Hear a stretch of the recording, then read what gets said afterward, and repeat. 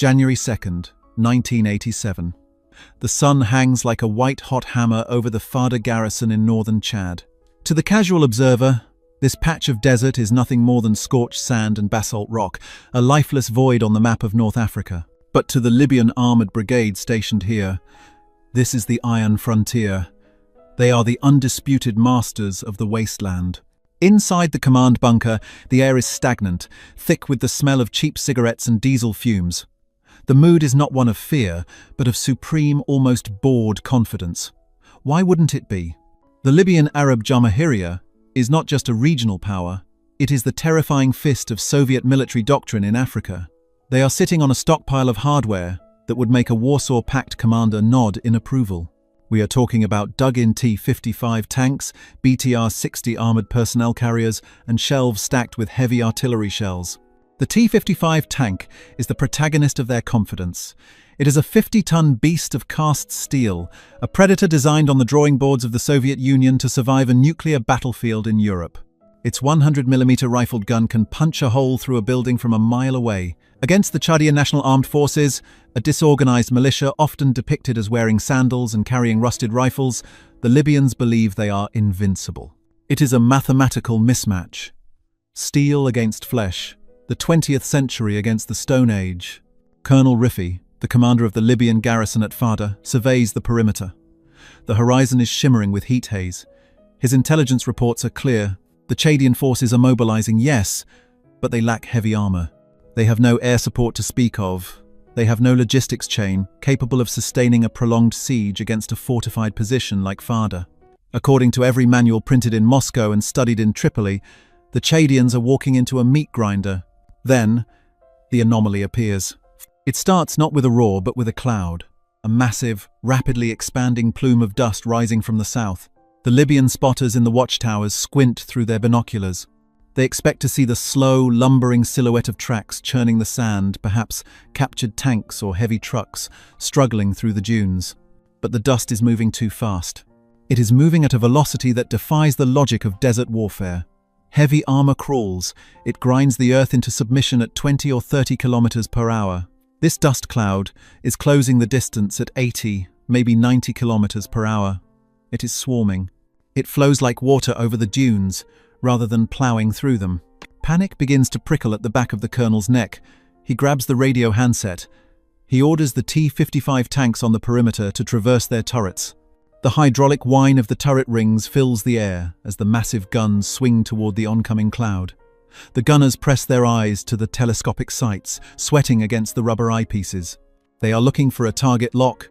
They are looking for the geometric shape of a hull, a turret, something solid to bite into. They see nothing but speed. Suddenly, the desert erupts. It is not the deep, thumping boom of a tank duel, but a series of sharp, high-pitched hisses followed by catastrophic detonations. A T-55 tank on the eastern flank violently depressurizes. A fireball erupts from its hatches, shooting a pillar of flame 50 feet into the air. The turret, weighing tons, is lifted off the chassis and tossed aside like a discarded toy. The ammunition inside has cooked off. Contact! Contact! Front! The radio creates a chaotic symphony of screaming voices. What hit them? Was it a mine? The colonel demands. Negative. Missile fire. Incoming missile fire. But where from? The Libyan gunners are frantic. They spin their controls, hunting for the enemy. Soviet doctrine relies on facing another tank. You see the flash. You calculate range. You fire back. But there are no tanks out there. There are only these small, blurred shapes, darting in and out of the heat haze, maneuvering with the agility of insects. Another T-55 tank explodes. Then a BMP-1 infantry fighting vehicle disintegrates, its armor pierced by something that burns hot and fast. The Libyan line is not just breaking, it is being surgically dismantled. The enemy is closing to within 2 kilometers, then 1 kilometer. The Libyan crews finally get a visual. What they see makes absolutely no sense to their trained minds. They do not see main battle tanks. They do not see attack helicopters. They see civilian vehicles. Dozens of them, hundreds. They are swerving erratically, bouncing over rocks that would snap a tank's suspension, flanking the heavy armor before the slow-moving turrets can even catch up. They look like the kind of trucks you would use to haul lumber or groceries, not storm a fortified military base. But as one of these vehicles drifts through the sand, a Libyan gunner spots the terrifying addition. Mounted on the back, bolted to the frame with frantic ingenuity, is a tube, a launch post. A flash of light, a thin copper wire trails out from the tube, unspooling at hundreds of meters per second. The projectile rides the wire, correcting its course in mid-air, guided by the invisible hand of an operator sitting in the open air of a truck bed. It slams into the side armor of a third T-55 tank. The shaped charge detonates. A jet of superplasticized copper burns through the steel armor in microseconds, turning the crew compartment into a blast furnace. The colonel watches his invincible fortress crumble in less time than it takes to smoke a cigarette. The logic of war has been inverted. The heavy, expensive, terrifying Soviet steel is being humiliated by trucks. If you want to understand how the machinery of the Cold War shaped the world we live in today, make sure you subscribe to Cold War Impact. We uncover the hidden history behind the headlines. Back in the bunker, the confusion is total. The retreat is sounded, but it is less a tactical withdrawal and more a desperate route. The survivors flee into the desert, abandoning millions of dollars of equipment. The report that reaches the Libyan High Command in Tripoli later that evening is met with stunned silence. Then, denial. The General Staff reads the casualty figures. 784 Libyan soldiers dead, 92 T-55 tanks captured or destroyed, 33 BMP-1 fighting vehicles lost. And the Chadian losses? The report claims the enemy lost 18 soldiers and 3 trucks. Impossible. A senior general slams his hand on the mahogany table. This is French propaganda. They must have used Mirage jets. They must have used Foreign Legion paratroopers. They cannot accept the reality. To accept that a main battle tank was defeated by a pickup truck is to admit that their entire military philosophy is flawed. It suggests that the billions of dollars spent on Soviet arms, the years of training by Warsaw Pact advisors, and the doctrine of heavy mechanization has a fatal, embarrassing weakness. In Moscow, the reaction is even colder. The KGB residents and GRU military intelligence officers stationed in North Africa are ordered to find the truth immediately. The Soviet Union is supplying Libya with its hardware to prove a point to the West that socialist armor is superior. Images of burning T-55 tanks in the Sahara are a marketing disaster. They need to know if the Americans have introduced a new secret weapon. Is this a new type of stealth tank? A new electronic warfare system that blinds the Libyan targeting computers? They send investigators to the crash sites. They examine the wreckage.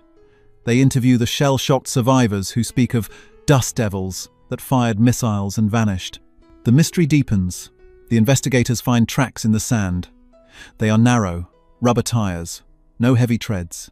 They measure the distance between the tracks. It matches a standard commercial wheelbase. The Soviet advisors look at the destroyed tanks. The entry holes are small, neat, and devastatingly precise. This was not a brute force slugging match. This was an assassination. As the sun sets on the smoking ruin of Fada, a terrifying question begins to circulate through the intelligence agencies of the Eastern Bloc. If a ragtag army in one of the poorest nations on Earth can dismantle a Soviet-trained armored brigade in a single afternoon, what does that mean for the Red Army facing NATO in Europe? They need to find out what those trucks were. They need to know how they were modified. And most importantly, they need to know who taught the Chadians to fight like this. Because this wasn't just a battle, it was a test. And the Soviet Union just failed it. The investigation begins. The Libyans prepare a massive counter-offensive, determined to crush these bandits with overwhelming force. They will bring in air power. They will bring in even heavier tanks. They believe Fada was a fluke, a lucky strike in the chaos of the desert. They have no idea that Fada was just the proof of concept.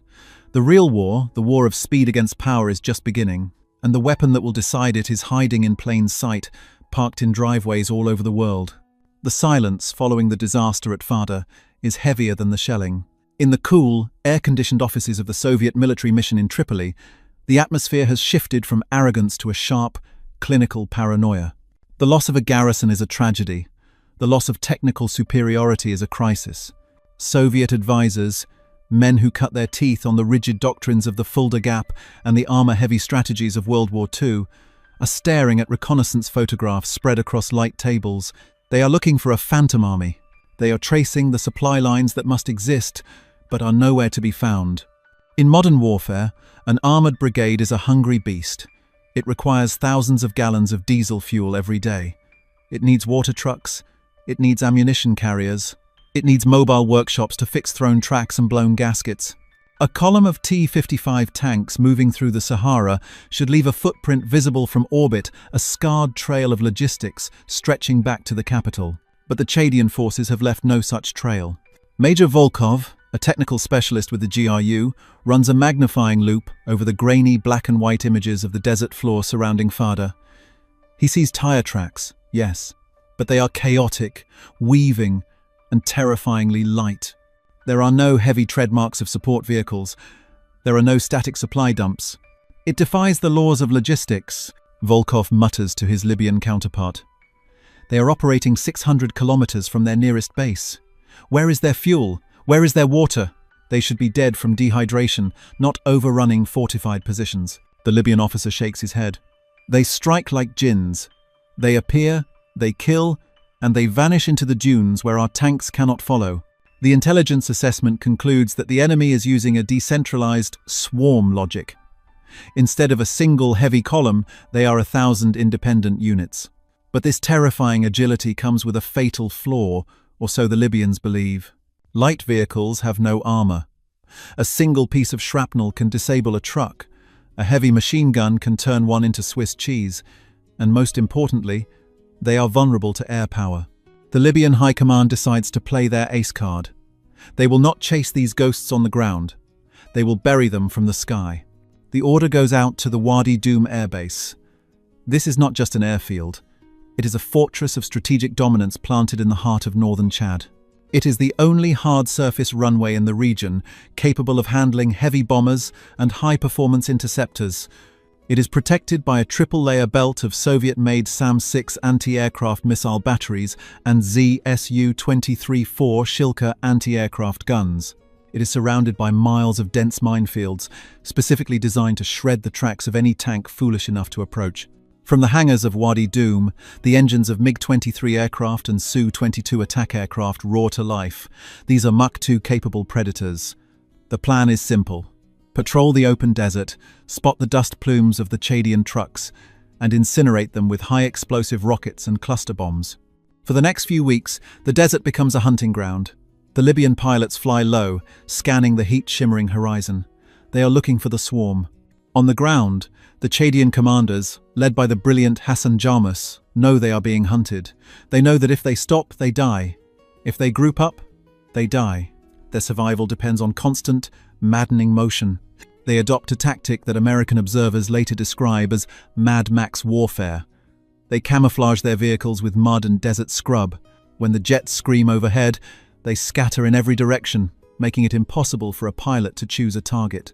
By the time the jet turns around for a second pass, the trucks have vanished into the shadow of a wadi or under a rocky overhang. But the Chadians are not just hiding. They are advancing. They are moving toward Wadi Doum itself. The audacity of this move paralyzes the Libyan defenders. The idea that a light infantry force in unarmored trucks would attack the most heavily defended airbase in Africa is laughable. It is suicide. The base is surrounded by open ground, a killing zone with zero cover. Any vehicle approaching the perimeter would be spotted miles away and obliterated by the T-55 tanks dug in around the runway. And then there are the minefields. Libyan combat engineers have laid thousands of anti-tank mines in concentric circles around the base. These are pressure-activated killers. A heavy vehicle, like a tank or an APC, exerts enough pressure on the sand to trigger the detonator, sending a blast upward that shears through steel and bone. It is a mathematical barrier. You cannot cross it. Inside Wadi Doum, the garrison commander feels secure. He has received reports of the Chadian advance, but he dismisses them. Let them come. They will hit the minefield and stall. Then the artillery will finish them. He checks the readiness of his T-55 tanks. They are fueled, armed, and waiting. But out in the desert, the Chadian drivers are preparing for something that defies physics. They are stripping weight from their vehicles. They are removing doors, tailgates, spare tires, anything non-essential. They are checking their tire pressure. They are not planning to clear the minefield. They are not planning to go around it. It is March 1987. The Chadian column appears on the horizon, heading straight for the death zone of Wadi Doum. The Libyan radar operators pick them up. The sirens wail across the airbase. Pilots scramble to their MiG-21 aircraft. Tank crews rush to their stations. The Libyans watch through their optics, expecting the Chadian vehicles to slow down as they approach the warning markers of the minefield. Standard doctrine dictates that you stop, deploy engineers, and slowly clear a path. It is a process that takes hours, leaving the attackers vulnerable to artillery fire. But the trucks do not slow down. The engine pitch rises, the drivers shift gears, flooring the accelerators. The vehicles surge forward, bouncing violently over the uneven ground. 60 kilometers per hour, 80, 100. They are charging the mines. A Libyan observer screams into his radio. They are committing mass suicide. The Libyan defenders hold their fire for a moment, waiting for the inevitable chain reaction of explosions. They wait to see the trucks cartwheel into the air in balls of fire. They wait for the attack to end before it even begins. But the explosions never come. The trucks are flying across the minefield. They are moving so fast that they barely touch the ground. They are skimming the surface of the sand. The Libyan commander stares in disbelief. He is watching a magic trick. The mines are there, he knows they are there, but the enemy is floating over them. By the time the pressure plate of a mine registers the weight of a wheel, the wheel is already gone.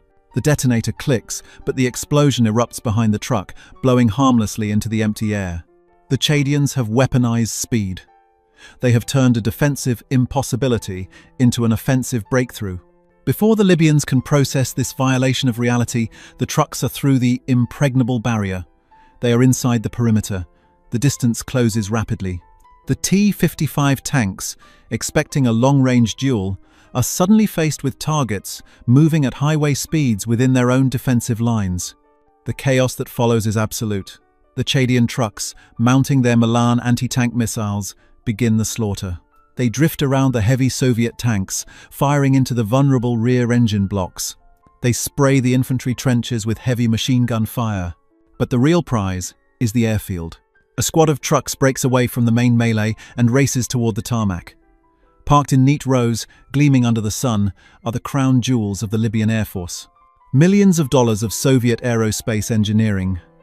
MiG-23 fighter jets. Mi-24 hind attack helicopters. L-39 Albatros trainers. The pilots are trying to taxi, trying to get airborne to escape the carnage. But a fighter jet on the ground is a clumsy, fragile bird. It needs minutes to spool up engines, check systems, and reach takeoff speed. The trucks need seconds. A Chadian vehicle pulls up alongside a taxiing Su-22 aircraft. The mismatch is surreal. A cheap commercial vehicle next to a supersonic strike aircraft. The gunner in the truck bed levels a rocket-propelled grenade launcher. The Soviet advisors in the control tower watch in horror as the airfield burns. They are witnessing the destruction of an entire air wing by a force that shouldn't even exist. Major Volkov grabs his briefcase, stuffing it with codebooks and encryption keys. He knows it is over. The impregnable fortress has fallen in less than 2 hours. The Chadians haven't just defeated the garrison, they have captured it intact. As the smoke rises from Wadi Doum, the magnitude of the loss becomes clear. The Libyans have lost over 1,000 men. Hundreds of tanks and armored vehicles are burning. But the most shocking loss is the intelligence windfall. The Chadians have captured a fully intact Mi-25 Hind helicopter, the export version of the legendary flying tank. They have captured advanced radar systems. They have captured the latest Soviet surface-to-air missiles. And sitting in the middle of this devastation, idling their engines, are the victors. Not super soldiers in power armor, not elite commandos, just men in dust-covered clothes, leaning against the hoods of battered pickup trucks. But the mystery isn't solved yet. The world sees the victory, but they don't understand the how. How did a civilian truck become a platform stable enough to fire a wire-guided missile? How did they modify the suspension to survive the minefield charge? And where did these thousands of white trucks come from in the first place? The CIA is watching, the DGSE is watching, and in the Pentagon, analysts are beginning to realize that the balance of power in the third world has just shifted. The era of the heavy tank is being challenged by something far cheaper, far faster, and far more accessible. The Great Toyota War has just entered its most critical phase. The Libyans are broken, But the story of the truck itself, the mechanical hero of this conflict, is only just beginning to emerge. The smoke over Wadi Dum has barely cleared when the scope of the disaster shifts from a military defeat to a geopolitical catastrophe. For the Chadian soldiers, the capture of the airbase is a victory of survival.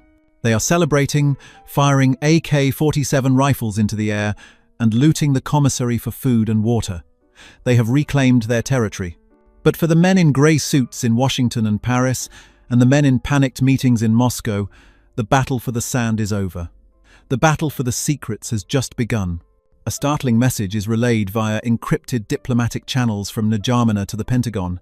The subject line is innocuous, but the contents land like a nuclear warhead on the desk of the Defense Intelligence Agency.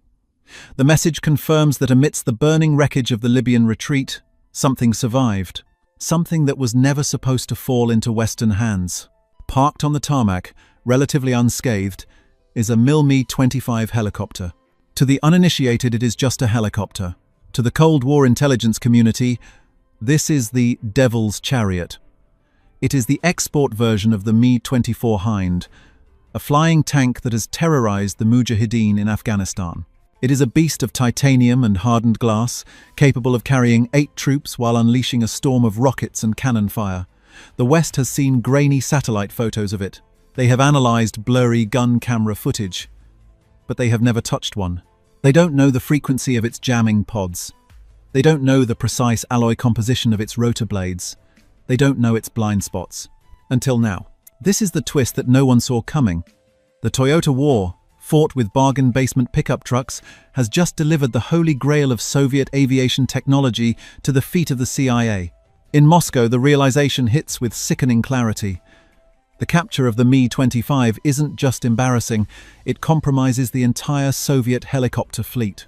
If NATO engineers can dismantle that machine, they can design missiles that ignore its flares. They can tune their radars to track it perfectly.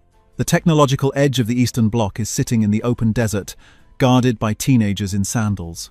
The order comes directly from Colonel Gaddafi, likely under extreme pressure from his Soviet patrons. Destroy the evidence. The tables turn instantly. The Libyan Air Force, which had spent weeks trying to protect Wadi Dum, is now ordered to obliterate it. They cannot let the Americans get that helicopter. The sky above northern Chad darkens once again. This time it is not the tactical MiG jets, but the heavy strategic bombers. The Libyan Tupolev Tu-22 bombers lift off from bases deep inside Libya. These are massive, supersonic aircraft designed to sink aircraft carriers. Their mission is to turn the captured airbase into a crater, burying the Mi-25 and the Chadian victors under tons of high explosives. On the ground, the Chadian commanders hear the rumble. They know they are sitting ducks. They have captured the base, but they don't know how to operate the complex Soviet SAM-6 missile batteries left behind. They have the guns, but not the radar codes. But they still have their trucks. And here lies the second twist of the campaign. The Chadians don't dig in. They don't hide in the bunkers. They do exactly what they did to capture the base. They mobilize. They load captured ZPU-4 anti-aircraft guns into the beds of their stronger trucks. These are quadruple-barreled heavy machine guns, capable of putting out a wall of lead. They drive out into the desert surrounding the base, creating a mobile, shifting perimeter of air defense. When the Libyan bombers arrive, they are expecting static targets. Instead, they are met with a chaotic, moving web of tracer fire rising from the dunes. The Toyota Horde has transformed from a cavalry unit into a mobile anti-aircraft screen. The bombing runs are inaccurate. The Tu-22 aircraft fly too high, scared of the technicals below. The bombs drift off target, exploding harmlessly in the empty desert or destroying already wrecked hangars. The prize, the Mi-25, remains untouched. While the bombs fall, a frantic logistical operation begins. A team of American and French technicians arrives in a C-130 Hercules transport plane on the cratered runway. They have to work fast. The heat is unbearable, 120 degrees in the shade. The air is filled with the smell of cordite and rotting bodies. They aren't there to fly the helicopter out, it's too risky, and none of them are certified to fly a Soviet gunship. They are there to prep it for extraction. They begin dismantling the rotors. They verify the serial numbers. They are touching the cold metal of the Iron Curtain's fiercest predator. But how do you move a 10-ton helicopter out of a war zone when the enemy controls the skies above the border? You don't fly it out, you drive it out. In a move that mirrors the absurdity of the entire war, the high-tech Soviet helicopter is slung underneath a heavy-lift helicopter brought in by the US Special Operations Forces weeks later in a covert operation known as Mount Hope 3. But the initial security, the holding of the ground that made the extraction possible, was entirely down to the trucks. The Chadians used their Toyotas to ferry the critical components away from the airfield, hiding them in caves and wadis, playing a shell game with the Libyan bombers. They put the most advanced avionics of the 1980s into the back of a rusted Hilux and drive it into the mountains. The Soviets are furious. Their proxy, Libya, has failed on every conceivable level. They sent tanks. The tanks were destroyed by trucks. They sent aircraft. The aircraft were captured. They tried to bomb the evidence. They missed. But the deeper mystery remains. The Chadian victory at Wadi Dum and Fada wasn't just about bravery. Bravery doesn't stop a tank shell. Bravery doesn't make a truck float over a minefield. There was a specific, technical synergy at play here that the world was slowly waking up to. It wasn't just that they used trucks, it was which trucks they used and exactly how they modified them. As the dust settles, military analysts from Jane's Defense and the Pentagon begin to look closer at the technicals. They notice something specific about the chassis of the vehicles that survived the minefields. They noticed the specific mounting brackets welded to the roll bars. This wasn't a ragtag improvisation, this was a masterclass in frugal engineering. The Mad Max aesthetic was a disguise. Underneath the mud and the mismatched paint, the Chadians had essentially built a new class of fighting vehicle. They had discovered that a specific commercial vehicle, mass-produced in Japan, had a power-to-weight ratio that accidentally made it the perfect platform for modern desert warfare. They had stumbled upon a glitch in the matrix of military doctrine. The twist is that the weapon that won the war wasn't the Milan missile. The missile was just the bullet. The gun was the suspension system of a civilian pickup truck. And the man who realized this, the architect of this impossible strategy, wasn't a Chadian warlord. He was a quiet tactician who looked at the specs of a Toyota Hilux and saw what no one else saw, a light cavalry horse for the atomic age. As the Soviets pull their advisors out of Libya in disgrace, and the Americans crate up their stolen helicopter, the world is left with a burning question. If a pickup truck can kill a tank, why are we spending millions on tanks? The smoke has cleared. The burning hulks of T-55 tanks are cooling in the desert night. The captured Mi-25 helicopter is on its way to a secret facility in the United States. But for the military historians and engineers analyzing this conflict, the real story is not the battle itself, it is the math. The shock of the Great Toyota War is not that the Libyans lost. Armies lose wars all the time. The shock is why they lost. It wasn't a failure of courage, and it wasn't even a failure of supply. It was a failure of geometry. To understand the magnitude of this event, we have to look inside the turret of a Soviet T-55 tank. This machine was the pride of the Warsaw Pact. It was designed to fight in the radioactive mud of a European battlefield. Its frontal armor is 100 millimeters of cast steel, sloped to deflect armor-piercing rounds. It is a bunker on tracks. But the T-55 was designed with a specific assumption. The enemy will be in front of you. In a standard engagement, the kind taught at the Voroshilov General Staff Academy in Moscow, tanks fight other tanks at ranges of 1 to 2 kilometers.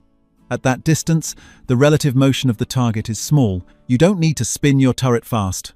You make small, precise adjustments. The Chadians broke this rule.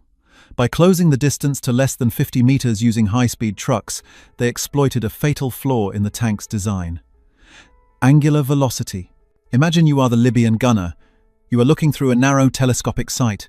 Your field of view is tiny, like looking through a drinking straw.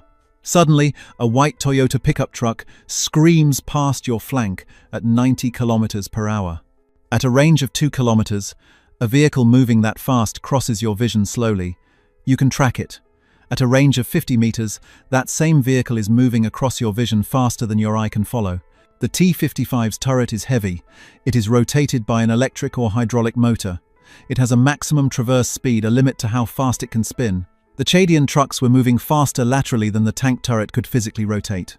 The Libyan gunners were slamming their control handles to the side, hearing the hydraulics whine in protest, watching the enemy truck drift out of their sights and disappear behind them.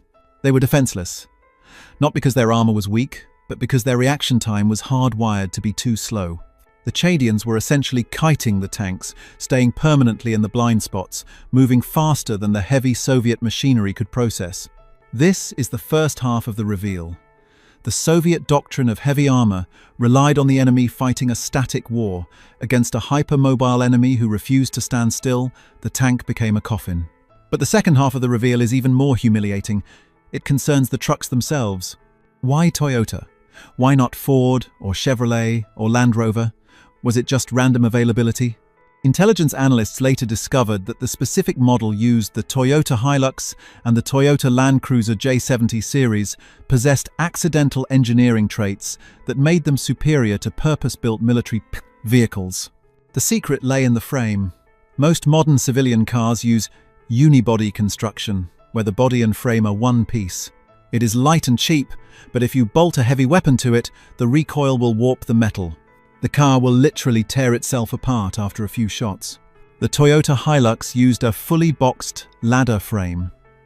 2 thick steel rails running the length of the truck.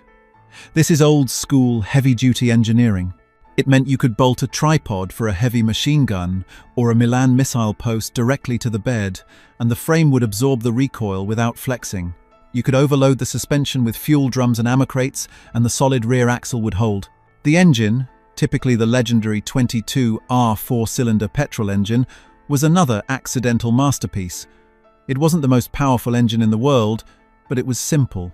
It had a cast-iron block. It could run on dirty fuel. It didn't require complex electronic diagnostics. If it broke down in the middle of the Sahara, a Chadian mechanic could fix it with a wrench and a hammer. Compare this to the Libyan logistics. Their tanks required specialized diesel, specialized hydraulic fluids, and factory-trained technicians. The Chadians were fighting with hardware you could service at a roadside gas station. And then, there is the matter of the minefields. This is the part that baffled physicists and generals alike. How did they drive over anti-tank mines without blowing up? The initial reports of magic or luck were nonsense. It was, once again, physics. Anti-tank mines are designed with a pressure threshold. They are not meant to explode if a soldier steps on them. That would be a waste of a heavy munition. They are set to trigger only when a certain weight, usually several hundred kilograms, presses down on the plate. A T-55 tank weighs 36 tons. It exerts massive ground pressure. Even though the tracks spread the weight, it is easily enough to trigger the mine. A Toyota Hilux weighs roughly 1.5 tons. But the Chadians stripped them down. They removed the doors, the roofs, the glass, the seats. They were driving skeletons. When these stripped-down trucks hit the minefield at 100 kilometers per hour, 2 things happened. First, the dynamic load, the actual force transferred to the ground, was incredibly brief. The tire was in contact with the pressure plate for milliseconds. Second, the delay on the fuse. Many Soviet mines use a simple mechanical or chemical fuse that takes a fraction of a second to engage once the pressure is detected. In that fraction of a second, the truck, moving at 27 meters per second, had already rolled past the blast zone. The mine would click, the detonator would fire, the main charge would erupt, but the truck was already 5 meters away. The rear of the vehicle might catch some shrapnel. The suspension might be rocked by the shockwave, but the catastrophic kill, the blast directly under the chassis, was avoided. They were literally outrunning the explosion. The revelation here is profound. The Soviet Union had spent billions developing minefields to stop NATO tanks. They had calculated ground pressure, fuse delays, and blast yields based on the assumption of heavy armor. They had never calculated for a scenario where the enemy would just drive a light car really fast. The economic humiliation was the final nail in the coffin. Let's look at the bill. A T-55 tank, in 1987 dollars, cost roughly $500,000 to $1 million, depending on the avionics and upgrades. A Milan anti-tank missile cost about $25,000. A brand new Toyota Hilux cost perhaps $8,000. The Chadians could lose 20 trucks to destroy 1 tank, and they would still be winning the economic war. But they weren't losing 20 trucks. They were losing almost none. The exchange rate was devastating. The Libyans were firing heavy artillery shells costing thousands of dollars into the empty desert, trying to hit a target that cost less than the shell itself.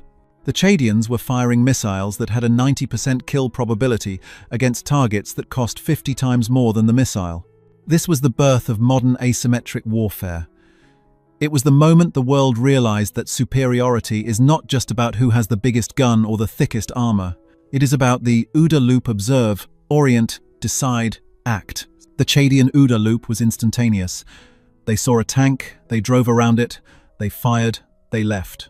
The Libyan OODA loop was sluggish. They saw dust, they radioed headquarters, they asked for permission to fire, they traversed the turret, and they died. The shock of the Great Toyota War was that the Third World had found a way to hack the Cold War. They didn't need the Manhattan Project. They didn't need the Skunk Works. They just needed a consumer product from Japan and the courage to drive it into the teeth of a mechanized army. But there is one final piece to this puzzle: the Milan missile itself. We've talked about the trucks, but the truck was just the delivery system. The killer was the missile. And the story of how a French missile ended up on a Japanese truck to destroy a Soviet tank is the ultimate irony of the Cold War arms trade. The Milan is a wire-guided missile. The operator looks through a sight and keeps the crosshairs on the target. A thin wire unspools from the back of the missile, connected to the launcher. The computer in the launcher tracks the infrared flare on the missile's tail and sends correction signals down the wire. It requires nerves of steel. You have to stay exposed, guiding the missile for the 10 or 12 seconds it takes to reach the target. If you flinch, the missile misses. The Chadian soldiers, often described by their enemies as undisciplined, showed a level of discipline that shocked the Western advisors. They would drive their trucks to within range, stop for seconds exposed to tank fire, fire the missile, hold the aim until impact, and then speed away. This combination, the mobility of the Toyota and the precision of the Milan, created a new weapon system, the Technical. It wasn't officially a military vehicle. It didn't exist in any Jane's Defense Manual. But in 1987, it became the most effective tank destroyer on the planet. The Soviet analysts, looking at the wreckage of their T-55 tanks, had to admit a painful truth. Their tanks were designed to survive a nuclear war. They were designed to survive chemical weapons. But they were not designed to survive a pickup truck. The invincible Red Army had been defeated by the automobile industry. January 8, 2005, 0243 GMT, 525 feet below the Pacific surface, 364 nautical miles southeast of Guam. The inertial navigation system indicates USS San Francisco, Los Angeles-class attack submarine SSN 711, is transiting at flank speed, maximum velocity for the pressure hull at depth, crossing the Caroline Islands region toward a scheduled port call. The temperature is 29 degrees. Thermocline layers are typical for the area. And sonar performance is nominal. No contacts, no acoustic anomalies, no evidence of surveillance or pursuit. The submarine's crew is relaxed. Some are in berthing, others on watch. The ordinary rhythm of open ocean navigation, broken only by the hum of the main propulsion system, the uneven vibration of the propeller shaft, and the faint smell of warm oil and amine coolant drifting through ventilation ducts. The command leadership expects the transit to remain uneventful. The only deviation from normal procedure is the use of charts with incomplete bathymetric data. No evidence of significant undersea obstacles marked along the projected route. The navigation party, satisfied with the absent sonar returns and visually confirmed waypoints, has cleared the submarine's course. The watch officer's final status check finds no anomalies in depth, trim, or ballast conditions. The atmosphere is routine, the environment all but featureless, the risks of the open Pacific seemingly remote. Los Angeles-class submarines like San Francisco are the most numerous attack submarines ever built. Launched in 1979, San Francisco displaces 6,080 tons submerged, measures 362 feet in length, and is powered by a single S6G pressurized water reactor, generating 38,000 shaft horsepower through geared turbines, driving a 7-bladed screw. The class is renowned for speed, 33 knots at flank, capable of outrunning any surface warship and matching most Soviet nuclear submarines, stealth, and advanced sonar and weapon systems that allow the boat to conduct surveillance, anti-ship, and anti-submarine operations across oceanic distances. The pressure hull construction, using HY80 steel, provides test depth of 900 feet, well beyond San Francisco's current operating depth. The modular design incorporates noise reduction features, including double shell construction, anechoic tile cladding, and isolation mounts for noisy machinery, all intended to minimize the boat's acoustic signature during covert operations. The crew is trained for immediate response to flooding, fire, or loss of propulsion, but no situation demands instantaneous reaction to an immovable underwater obstacle, for the seafloor is never considered an imminent threat when the correct charts are in use and the marine environment is calm. Commander Kevin Mooney, the submarine's commanding officer, has a reputation for competence and a record of successful deployments. His responsibilities include ensuring the safety of 137 crew members, delivering the submarine to its assigned patrol zone, and executing the mission with zero risk of catastrophic mishap. The stakes of any navigation error at maximum speed are extreme. The force of a collision with immovable terrain is proportional to the square of velocity, meaning that an encounter at flank speed generates 4 times the impact energy of a collision at half speed. The physics of underwater terrain also favors the seafloor. Any contact with exposed rock or coral will result in instantaneous deceleration, transmitting shockwaves through the hull, rupturing internal compartments, and risking immediate loss of positive buoyancy. The Los Angeles-class design includes multiple watertight bulkheads, compartmentalized systems, redundant emergency blow capability, and the ability to survive limited hull breaches. But these systems are not designed to prevent or mitigate damage from collisions with solid terrain. The only defense against such hazards is rigorous navigation, constant monitoring of sonar and charts, and strict adherence to voyage planning protocols. San Francisco's navigation equipment is standard for the era, a modernized inertial navigation system supplemented by LORAN and GPS, an integrated charting system, and a suite of passive and active sonars, including the hull-mounted BQQ-5 array and towed TB-16-23 arrays. The submarine's voyage plan is based on the latest published bathymetric data, but the electronic charts available to the navigation party do not indicate any significant undersea mountains or seamounts along the primary transit route. The boat's course is plotted to avoid restricted operating zones and to provide ample water depth, with the mine and obstacle avoidance sonar set to detect submerged hazards at short range. No active sonar is used. Standard protocol for undeclared transit in international waters excludes the transmission of detectable sonar pings, so the submarine relies entirely on the sensitivity of passive arrays and the accuracy of digital charts. The navigation team is confident. The vessel is at sea, submerged, and presumed to be in open water. The transit is proceeding as planned. The crew expects the next major event to be the arrival in port, not a disaster that will test the limits of the submarine's engineering and the crew's survival training. 72 nautical miles from the planned course, an uncharted seamount rises from the ocean floor, formed by tectonic forces millions of years ago, and missed on the most recent published charts. The mountain's peak is 200 feet below the surface, its western face exceeding 2,000 feet in height, its bulk stretching across nearly a mile of seafloor.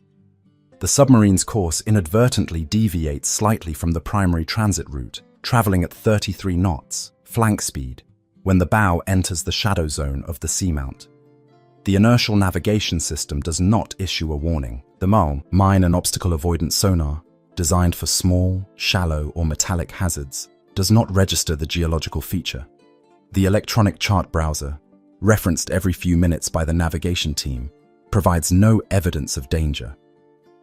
The submarine continues at maximum speed, crossing the thermocline and descending into the high-pressure, low-visibility environment of the deep Pacific, where the only indicators of trouble are the subtle changes in water temperature and the faintest vibration in the hull, signaling the proximity of solid terrain. The crew is unaware that the external environment is about to change. The ocean floor, once a benign feature, is about to become the most lethal object in the submarine's path. The vessel is on a collision course with a formation that occupies an area too large and too deep to avoid by any maneuver. San Francisco will not see it, hear it, or detect it until the instant of impact. The composition of the seamount, a mix of basalt and coral, creates a terrain that is dense and immovable, unlike the soft sediment or muddy seabed typical in most navigational hazards. The mountain extends vertically from the ocean floor, rising to the seamount, its flank facing the direction from which the submarine is approaching. The high calcium content of the coral cap and the basaltic bedrock below give the formation exceptional strength, capable of withstanding the force of even the largest vessels without yielding or breaking. The geological data available to the Navy does not reflect this feature, and the digital charting system does not update the crew to the presence of such a hazard. The mine and obstacle avoidance sonar, designed primarily for detecting metallic objects or submerged minefields, fails to pick up the massive, irregular contours of the geological formation. The submarine's passive sonar, tuned to detect the acoustic signatures of other vessels, does not register the silent, immovable danger that lies ahead. The crew completes routine checks. The sonar operator reports clear returns, nothing unusual. The helm officer marks the passage of each waypoint, confirming the vessel's progress toward Guam. The navigation officer and junior officer review the electronic chart, double-checking the plotted course, running calculations for the remaining distance to the next major waypoint, and ensuring the vessel's trim and depth match the ideal profile for transit at flank speed.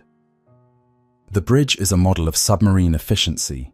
The watch section exchanges crisp, matter-of-fact status updates. The crew is alert and focused. No emergencies are reported, no alarms sound, and the atmosphere is one of routine professionalism. The only deviation is the absence of any visual or sonar indication of the seamount. The only thing that has not gone according to plan is the omission of hazard data from the digital charts. The crew is operating in what they believe is open water, a vast, uncharted swath of ocean where the risk of collision with fixed terrain is negligible. The Los Angeles-class digital navigation suite used in 2005 was a marked improvement over the analog systems of previous decades. The integration of GPS, inertial navigation, and digital charting provided sub-meter position accuracy and automated detection of previously charted underwater hazards. However, the system was only as good as its data. The conversion of official Navy charts into digital formats occasionally retained errors or omissions, especially in regions where hydrographic surveys were infrequent or where the terrain was too complex to model accurately. The navigational procedures required manual cross-checking of electronic, paper, and charted databases, but the workload and the pace of transits at maximum speed sometimes led to a false sense of security in the absence of system warnings. The electronic charting suite, which should have been the last line of defense against navigational error, did not display any red flags, nor did it indicate the presence of a mountain that would have been visible on other charts possessed by the submarine, a discrepancy that would come to light only after the collision, raising questions about the assumptions that underpinned navigation at sea and the trust placed in automated systems. The communication between the bridge, control room, and sonar tech is minimal. The submarine is in an open, non-threatening environment, so most conversation is professional, technical, and focused on the next steps in the voyage. The commanding officer, Kevin Mooney, monitors the bridge from a nearby station, stepping out of the command room to check the progress of the transit, assume watch, or confer with the officer of the deck. The engineering crew is alert, but not alarmed. The propulsion system is performing within expected parameters, and the reactor is running at nominal power, producing enough energy to drive the boat at flank speed through the deep Pacific. The air temperature is comfortable, the humidity is moderate, the sound of the air conditioning diffusing the scent of oil and the slight metallic taste of amine that lingers from the missile tubes and machinery spaces. The lights in the control room are a muted yellow, the dials and analog gauges casting soft shadows. The only dramatic lighting coming from the red battle station lights that would illuminate in the event of an emergency, but they are not activated. The submarine is living up to its reputation for speed, reliability, and stealth. The clock ticks past 02:45, and the submarine's position is only minutes from the scheduled next waypoint. The crew is expecting a standard reliefs and watch rotation, the routine continuation of their transit, and the approach to the territorial waters of Guam sometime the next day. The navigation team begins planning for the next segment of the voyage, discussing the final approach, verifying communication protocols with the port authorities, and going through the checklist for in-port procedures. The submarine is 2.5 days from the commencement of the port visit, and the mood is relaxed, typical of the end of a transit. The crew knows that the port visit will bring familiar routines, shore leave, maintenance, resupply. But for now, their only task is to complete the final leg of the transit without incident. The control room is a study in calm efficiency, the dials and gauges reporting normal values, the sonar operator listening for the routine sounds of the deep Pacific, the navigation officer marking the passage of time and distance, the crew expecting the period of open ocean transit to end without surprise. The atmosphere is one of disciplined routine, the confidence born of experience, and the trust in the vessel's systems and the available charts. Nothing in the submarine suggests that the next moment will be anything but the continuation of the ordinary. At precisely 02:43 GMT, on January 8, 2005, USS San Francisco's bow strikes the granite and coral face of the uncharted seamount at flank speed, 33 knots, while submerged at 525 feet depth. The impact delivers a force equivalent to a high-speed train derailment, the entire 362-foot hull shuddering as kinetic energy converts instantaneously into structural deformation. The sonar dome, the bulbous fiberglass housing protecting the BQQ-5 bow sonar array, collapses on contact, crushed to fragments in milliseconds as the submarine's 7,000-ton mass drives forward into immovable rock. The forward ballast tanks rupture, steel plates buckling inward as seawater floods the external tanks designed to control the submarine's buoyancy. The collision tears away sections of the outer hull, exposes internal piping, and creates a massive entry point for Pacific seawater rushing into spaces never intended to flood. The submarine's forward momentum ceases instantly, but the stern continues moving forward, lifting the propeller and rudder assembly partially clear of the water as the bow embeds itself against the seamount's western face. Inside the submarine, the crew experiences a deceleration that human bodies cannot withstand without protective restraint. Personnel standing in passageways are thrown forward into bulkheads, equipment racks, and piping with enough force to break bones and fracture skulls. Machinist's mate, second class. Joseph Allen Ashley, 24 years old, from Akron, Ohio, is standing in the forward section when the impact occurs. He is hurled multiple feet through the air, striking his head against steel with catastrophic force.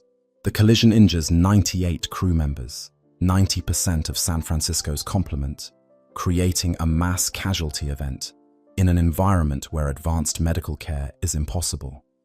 23 sailors sustain injuries requiring immediate medical attention, broken bones, spinal fractures, severe lacerations, and head trauma that ranges from concussions to basilar skull fractures. The submarine's independent duty corpsman, the sole medical professional aboard, is one of the few uninjured, and his attention is immediately drawn to the two most critically wounded. Ashley has suffered a massive cerebral injury associated with a basilar skull fracture. The bone at the base of the skull has fractured, and intracranial bleeding is causing rapidly increasing pressure on his brain. He loses consciousness instantly and never regains it. The IDC begins emergency treatment, but the injury is inevitably fatal without immediate neurosurgical intervention that cannot be provided aboard the submarine or anywhere within hundreds of miles. The control room erupts into controlled chaos as damage reports flood in from every compartment. The diving officer reports loss of forward buoyancy. 2/3 of the forward main ballast tanks are compromised, and seawater is flooding the external hull spaces. The engineering watch reports the S6G reactor has automatically scrammed, shut down, in response to the violent shock, cutting off the primary power source and leaving the submarine dependent on battery power and the emergency diesel generator. Commander Kevin Mooney, standing in the control room when the impact occurred, immediately orders emergency surfacing procedures. Blow all ballast tanks. Surface the boat. The order is transmitted to the ballast control panel, where crew members activate the emergency blow system.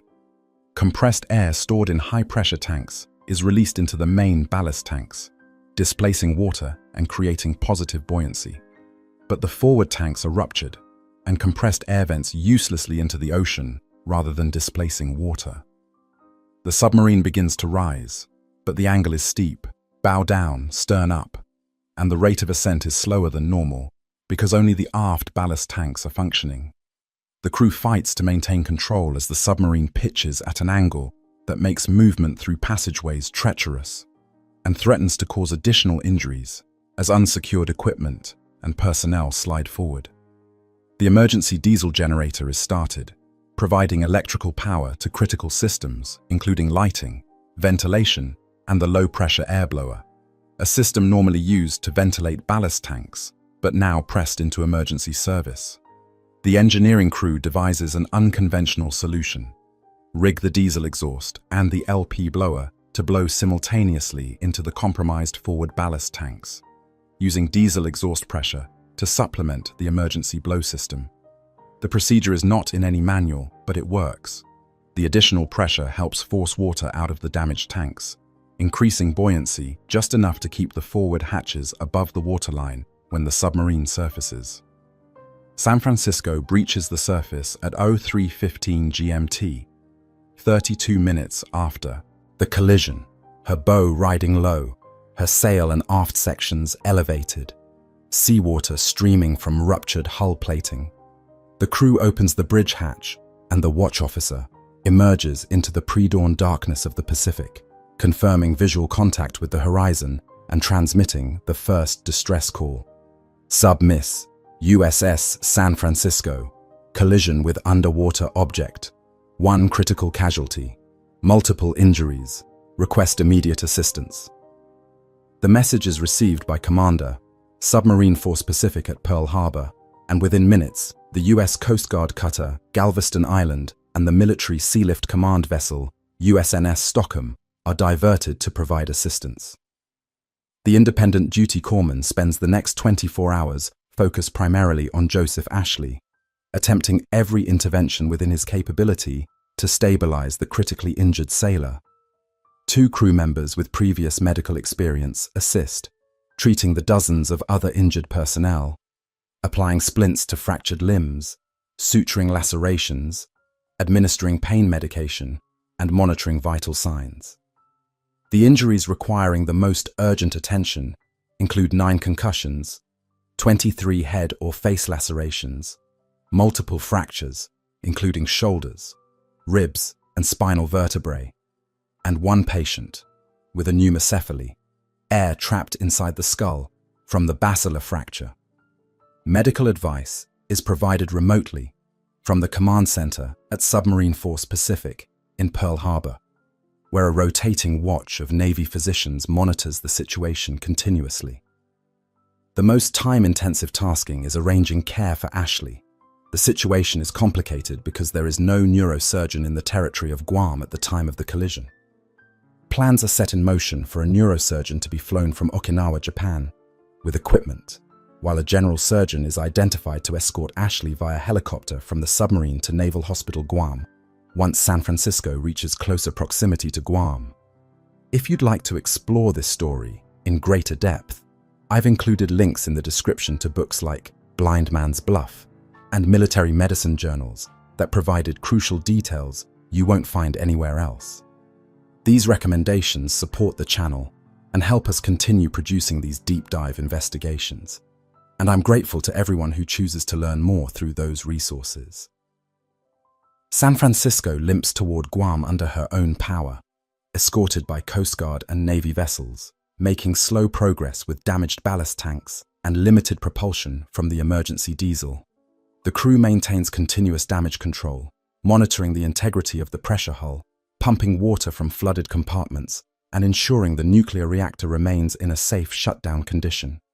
The atmosphere aboard is tense, Every crewman knows that the submarine came within minutes of sinking, that only the crew's training and the structural integrity of the HY-80 steel pressure hull prevented total loss.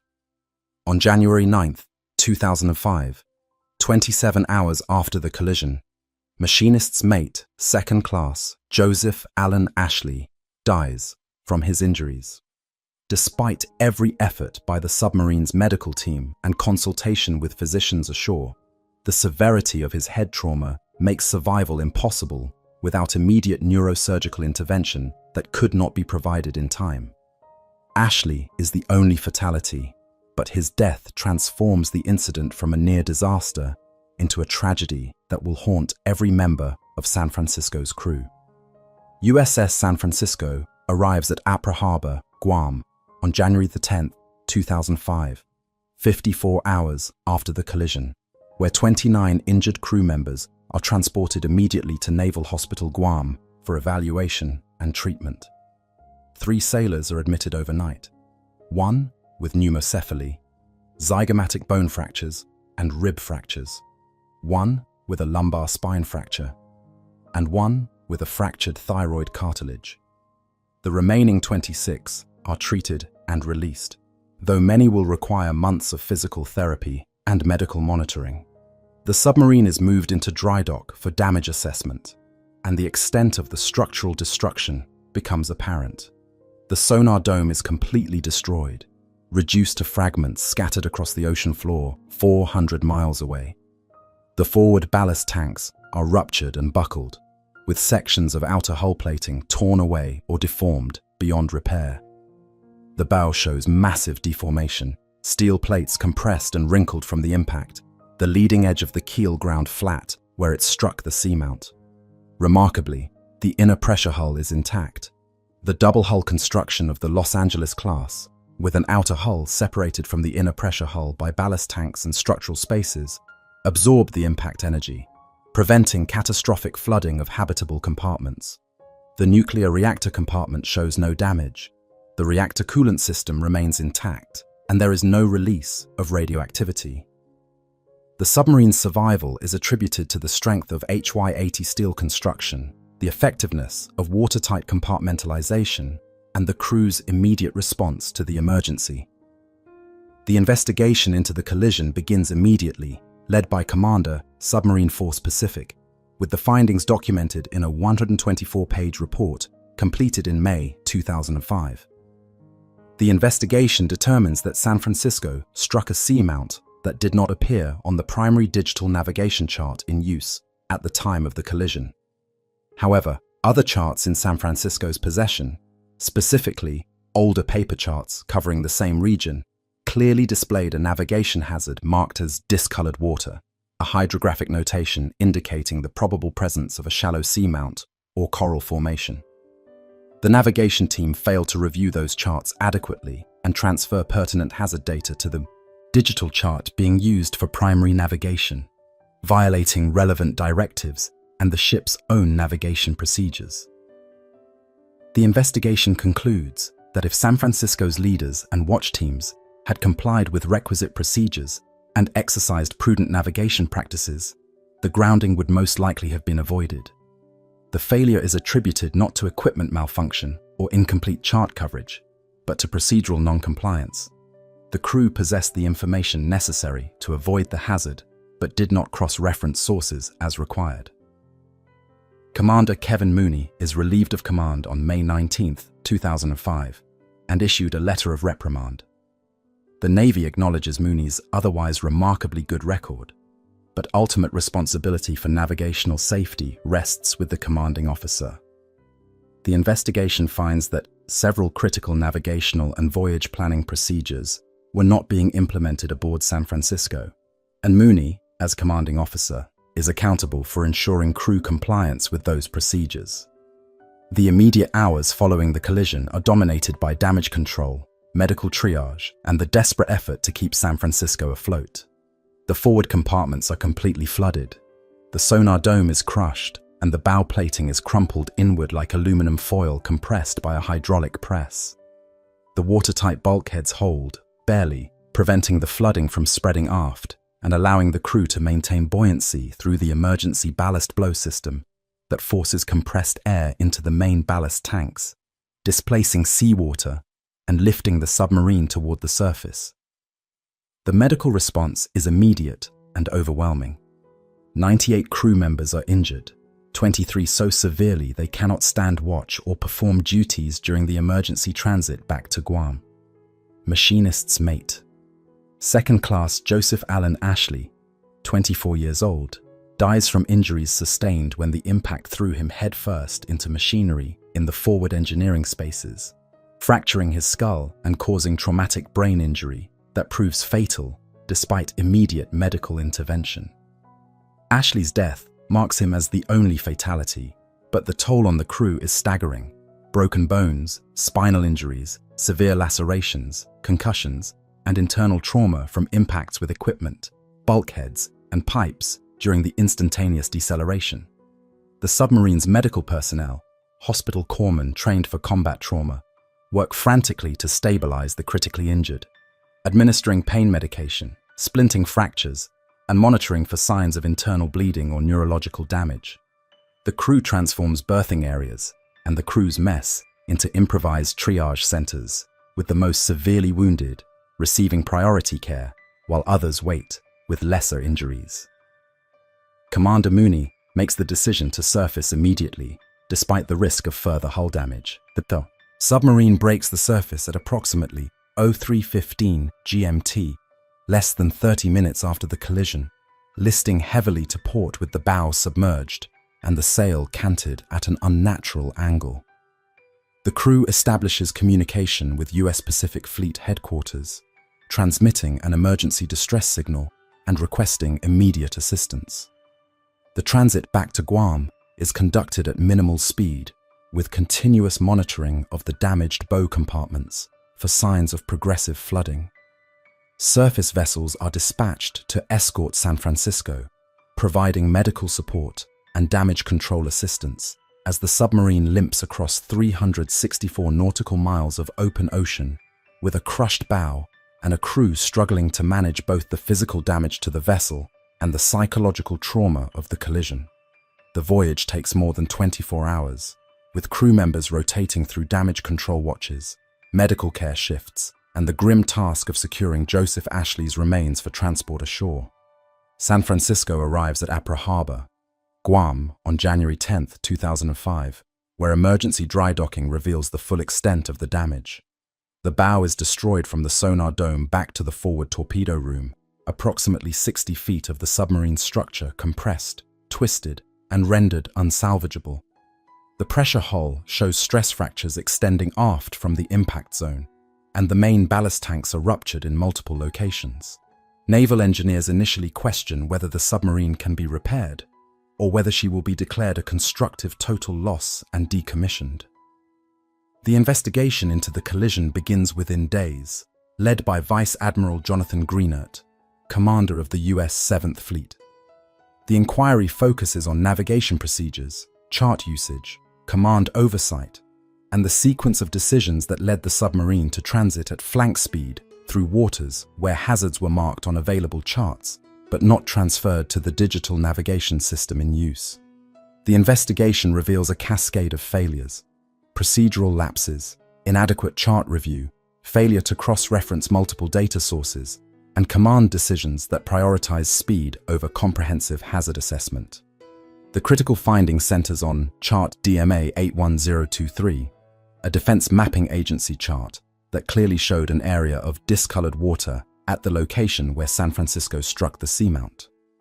Discolored water is a standard cartographic indication of shallow features, underwater mountains, or coral formations that pose navigation hazards. The chart was aboard the submarine, stored in a drawer in the navigation space, but was never consulted during the voyage planning process because the navigation team relied exclusively on electronic chart E2202, which did not contain the hazard notation. The navigation supervisor had briefly examined DMA 81023 during the planning phase, but dismissed it as inferior in detail compared to the electronic chart, and returned it to storage without transferring the hazard information. The assistant navigator spent 15 minutes reviewing electronic chart E2202, but failed to notice the absence of hazard markings in the transit area. Commander Mooney, when questioned during the investigation, stated that he expected his navigation team to examine every available chart and transfer hazard data between sources, but he did not personally verify that this procedure had been followed and did not ask whether alternative charts existed for the transit route. The Navy's official investigation report concludes that several critical navigational and voyage planning procedures were not implemented aboard San Francisco, constituting a breach of standing orders and standard submarine navigation protocols. The report states that Mooney failed to appreciate potential hazards, operated at excessive speed given the uncharted nature of the waters, and failed to review charts adequately. The investigation also faults the submarine squadron for failing to provide adequate oversight of San Francisco's navigation performance and for not correcting previously identified deficiencies in open ocean navigation procedures aboard the vessel. On February 13, 2005, Commander Kevin Mooney is relieved of command and issued a letter of reprimand, a career-ending punishment that effectively terminates any prospect of future promotion or command positions. 6 other crew members received non-judicial punishment at captain's mast hearings, found guilty of hazarding a vessel and dereliction of duty, resulting in reduction in rank and punitive letters of reprimand. Vice Admiral Greenert's statement acknowledges Mooney's prior record. Although the grounding incident compelled me to punish and remove him from command, in my opinion, it does not negate 19 years of exemplary service. 20 other officers and enlisted personnel received commendations for their actions during the crisis, including the Meritorious Service Medal, Navy and Marine Corps Commendation Medal, and Navy and Marine Corps Achievement Medal, recognizing the extraordinary damage control efforts, medical response, and seamanship that saved the submarine and 136 lives. The dichotomy between punishment for the navigation failures and recognition for the emergency response reflects the Navy's dual imperatives: accountability for errors that endanger vessels and acknowledgement of heroism that prevents catastrophic loss. The decision to repair San Francisco, rather than decommission her, is driven by the recent refueling of her nuclear reactor core, providing sufficient fuel for operation until 2017, and making repair economically viable despite the extensive damage. Temporary repairs conducted in Guam restore watertight integrity and provide sufficient forward buoyancy for the submarine to transit under her own power to Puget Sound Naval Shipyard in Bremerton, Washington via Pearl Harbor, arriving on August 26, 2005. The repair project involves the unprecedented surgical removal of the entire bow section from recently decommissioned USS Honolulu, SSN 718, cutting more than 1 million pounds of forward ballast tanks, sonar sphere, and pressure hull from Honolulu, and grafting them onto San Francisco's truncated hull. The process requires precise alignment, extensive welding, structural reinforcement, and recertification of the pressure hull to ensure the hybrid vessel meets operational safety standards. San Francisco undocks on October 10, 2008, completing sea trials in April 2009, and shifting home port to Naval Base Point Loma, San Diego, California. But the submarine never fully returns to frontline operational status. The collision and the hull grafting leave subtle structural anomalies, ripples and stress patterns along the length of the hull that limit the vessel's maximum depth and operational tempo. San Francisco spends her remaining years primarily as a training platform rather than a combat deployable asset, conducting exercises off the California coast and supporting submarine warfare training programs. If this investigation into USS San Francisco and the crew who survived one of the most catastrophic collisions in submarine history has moved you, please take a moment to like this video, subscribe to Cold War Chronicles, and turn on notifications so you never miss another story from the invisible war. Drop a comment below telling us where you're watching from, or if you or your family members served aboard submarines. Your stories and memories are part of preserving this history. Every like, every comment, every subscription helps these forgotten stories reach more people who need to hear them. You are part of ensuring these heroes and their sacrifices are not forgotten. The lessons learned from the San Francisco collision reverberate throughout the submarine force, prompting immediate revisions to navigation procedures, chart management protocols, and command oversight requirements. The Navy mandates cross-referencing of all available charts during voyage planning, requires explicit command-level verification that hazard data has been transferred between chart sources, and implements additional training for navigation teams, emphasizing the limitations of digital charting systems. The incident demonstrates that automation, no matter how advanced, cannot replace human judgment and procedural discipline, that trust in electronic systems must be balanced by verification against multiple independent sources. The human cost extends beyond the immediate casualties. Joseph Ashley's family receives the news that their son, who joined the Navy to serve his country and pursue a career in submarine engineering, died in a preventable accident caused by navigation errors and procedural failures. The 98 injured crew members face months of recovery, some with permanent disabilities, spinal injuries that require surgery, traumatic brain injuries that cause cognitive impairment, psychological trauma from the violence of the collision, and the terror of believing the submarine might sink with all hands. Commander Mooney, despite the letter of reprimand and relief from command, continues his naval career in non-command positions, eventually retiring at the rank of captain after 31 years of service. His legacy is complicated. A competent officer with an exemplary record whose single failure of oversight during one critical voyage planning session resulted in disaster.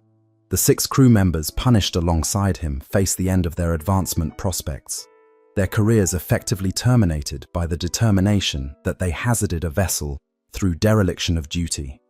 On May 11, 2017, USS San Francisco is placed in commission special status, stand down, for conversion to a moored training ship, a 32-month process that strips the submarine of operational systems and converts her into a pierside trainer for future submarine crews.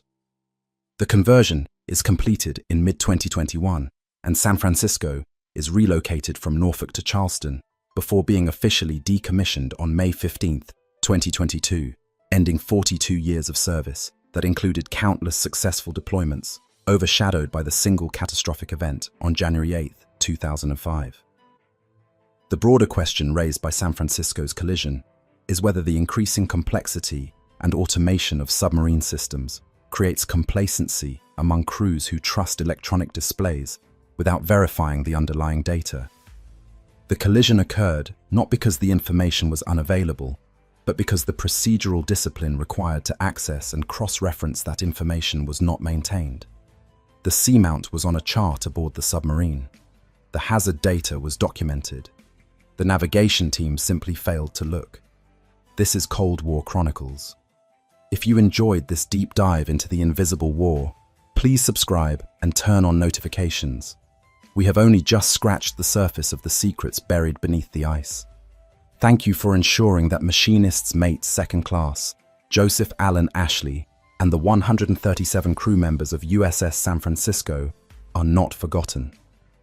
Their ordeal, caused by errors in judgment, but survived through courage and training, reminds us that even in the most advanced vessels, operated by the most professional crews, the margin between routine transit and catastrophe can be measured in the failure to consult a single chart stored in a drawer. They served. They survived. And one gave his life. Their story deserves to be remembered not as a cautionary tale alone, but as testament to the resilience of submariners who face dangers both expected and unforeseen.